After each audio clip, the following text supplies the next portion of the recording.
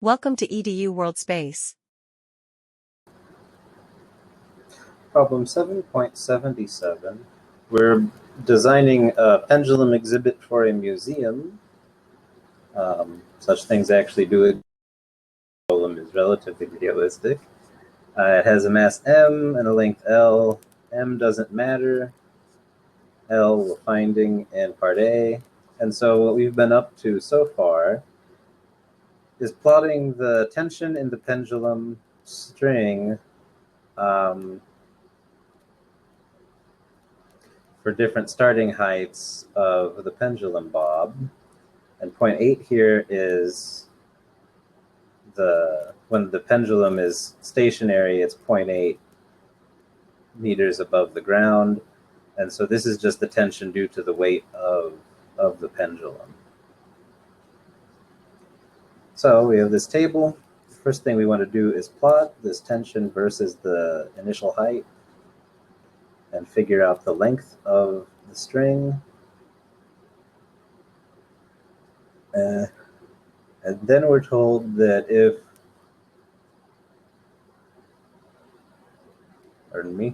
if the breaking strength of this wire is 822 newtons,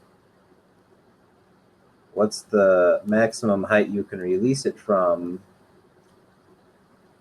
if you're not going to exceed half the breaking strength? And then C, we're given a scenario where we leave the pendulum swinging at the end of the day.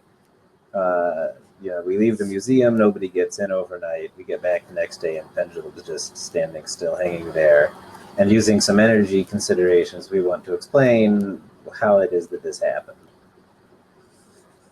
So for part A, here's a plot of the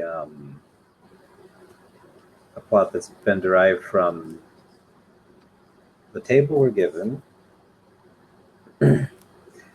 And here's a best fit line that's shown. You can any sort of thing that you like plotting with, you can have it produce a best fit line.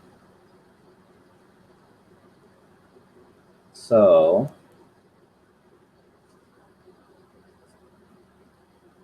here we know that the conservation of the mechanical energy is going to give us the initial potential energy is equal to 1/2 mv squared plus mg h naught. So this is at the bottom of this swing. This is our 0.8 meter minimum height of the bob above the floor when it's standing still. And then applying Newton's second law using the centripetal force at the bottom of the swing tells us that the tension in this swing, then the tension in the string or the wire is equal to the centripetal force plus the weight of the bob. So now if we combine these and set up t as a function of h, we get t equals 2 mg over L times h plus a constant mg 1 minus 2h naught over L. So the slope of this is going to be 2 mg over L.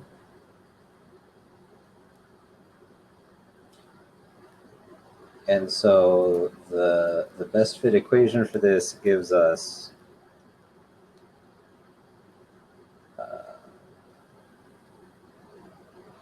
9.2 293 newtons per meter for this, and then for this, not for h because that's a variable, and this is a constant 257.3 newtons. And so 2 mg over L is 9.293 newtons per meter.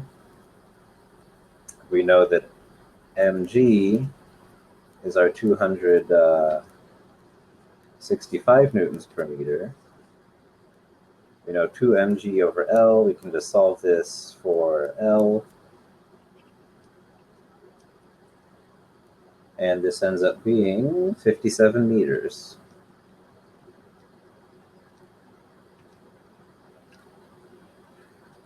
Which sounds like it might be extremely long, but if you ever actually go to a museum that has any sort of pendulum setup, like with a Foucault pendulum that displays the rotation of the Earth under it, they end up taking up, you know, several stories of a museum out in like sort of a lobby area, vertical space all the way to the roof of the museum, and so they end up being quite long, and so this is not actually unreasonable.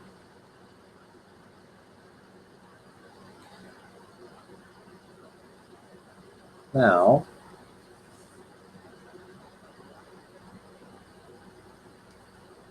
for part B, we want T equals 411 newtons. So using the equation we just had in part A, we have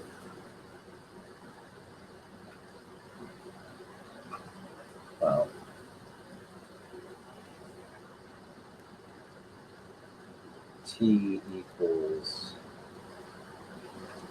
let's call it this alpha H plus T naught. Alpha is our 2 mg over L. T naught is this. It's not really not in the sense, I mean, it's, well, no, it is, yeah. It would be at zero height of the tension would be. Or it's what the, yeah, when height goes to zero, this is the tension, but height never goes to zero. But anyway, let's not worry too much about it. Just need some symbols to not end up with a bunch of confusing numbers before we actually have the expression we want.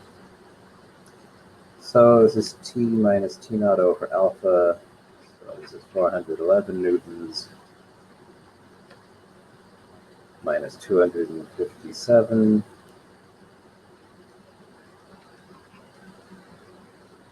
newtons divided by 9.293. Sorry, 9.293 newtons per meter. This will be H. And this gives us 16.5 meters. Which, if you recall, the length of the wire is 57 meters. So this is actually quite possible. You're not like lifting it up above the pivoting point of the pendulum or something. And now for part C, this is pretty quick. Basically, the pendulum starts off with some kinetic and potential energy, with some total mechanical energy, let's say. But as it swings, air resistance and friction with whatever is the pendulum wire is being mounted from are going to do negative work on it and cause it to come to a stop. Friction from air and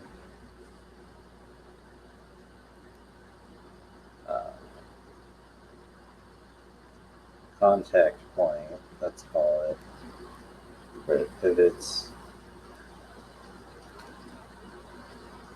to negative work.